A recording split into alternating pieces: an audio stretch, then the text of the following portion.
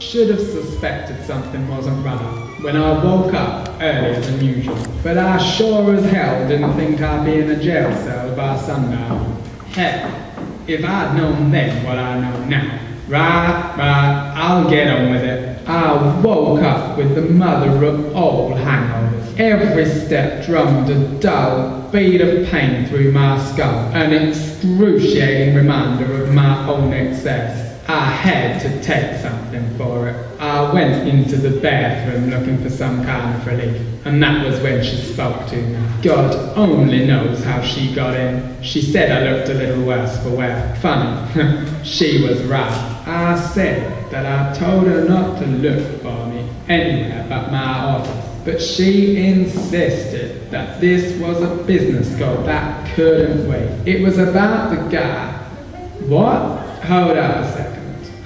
I thought you knew already. Okay, the gal was Bridget Stanley, the type of gal with legs that never stopped and never went the way you wanted them to. The type of gal who wore her imperfections like a badge on her chest and made you beg to find out more. The type of gal you didn't say no to. Got it? Alright, so like I said, she was there about the case she'd had me for. Said she had some new information for me. The case was your typical adulterous husband. I assured her that I'd done this job 1,000 times and it never got any different. The only difference, which I kept to myself, was the fact that I'd never hated any of the adulterers before this guy. He was a sleazebag with a smile, like he wanted to sell me something. She assured me that the information she had would make things very different indeed. I told her to cancel and come back during office hours, and I immediately regretted it. Experience had taught me not to look a gift horse in the mouth, but they didn't all have mouths like this one. I told her to wait a minute while I got myself into some more presentable clothing so that we could continue the discussion more professionally. I left her alone in that room, and a million thoughts ran through my head at once. I'll admit, I was at least a little curious about what she had to tell me, but I was just as mystified by what I knew she would never let me know. I wanted to know what her favourite sound was, her favourite taste, her favourite smell. I knew I was only scratching the surface of this gal, but she wasn't paying me to find out about her. She was paying me to find out about the scumbag she called sweetheart. Still, I knew for certain that this gal was keeping something from me, and I was going to find out what it was.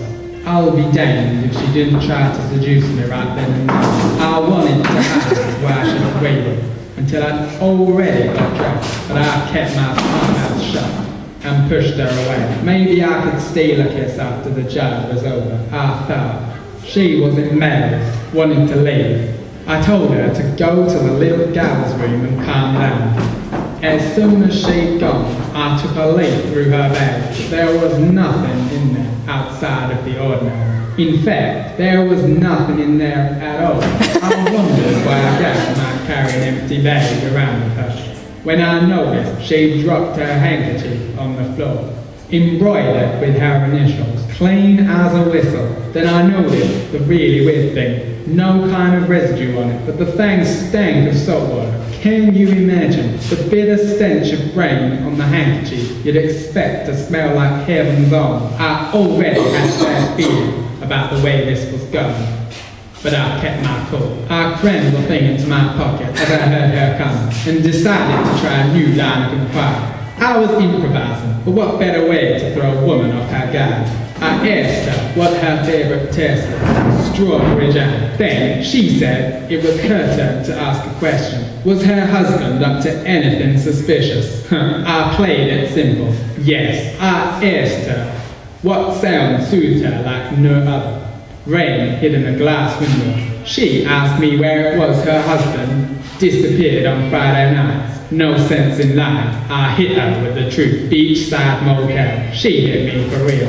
I knew I was on to something, but I had to tread lightly. I was dealing with a bomb that was already half exploded. I asked her if she liked fish. She hated it, didn't like the smell. How about the smell of seawater? I asked. She stumbled, attacked the question, and thought she'd recovered. But I saw it in her eyes, the faintest flicker of pain, and something like panic. She started hitting me again, and wanted to leave. I could tell she meant it, but I told her to stay, and fill me in on what was so damn important. She came to my hut. She told me it didn't matter, to drop the case and leave her alone. The matter of her husband was settled now, and she didn't even follow him anymore. She was hysterical, but all the same, something about her choice of words gave me that sinking feeling in my pit of my stomach. I told her that she already knew about her husband's seaside hideaway, and I asked her why she bothered hiring me in the first place. Another question from her. What floor of the building was my apartment on? The 9th. It was time to be direct, and I demanded she tell me when she was at the motel and what she was doing, already braced for the gruesome answer I might get. Turns out she was there late last night. Turns out there's one adulterous husband and one mistress lying on the floor of room 201, full of holes. She said it all so fast, I could see her deflate with every word, a guilty violet shriveling in fast forward. I've seen it happen so many times that all I can do is sigh. I still wanted to find out why she hired me in the first place, but she told me enough for now. She wanted to go to the bathroom again. I let her, to give myself room to think.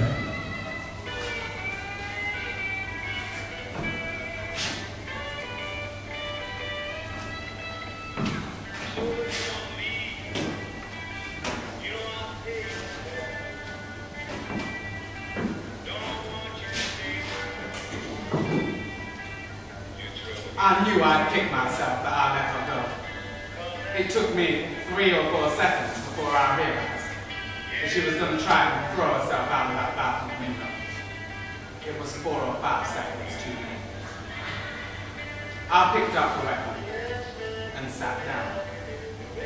And with all the subtlety of a loaded gun to my forehead, I suddenly realized why she'd gone to all that trouble of hiring me.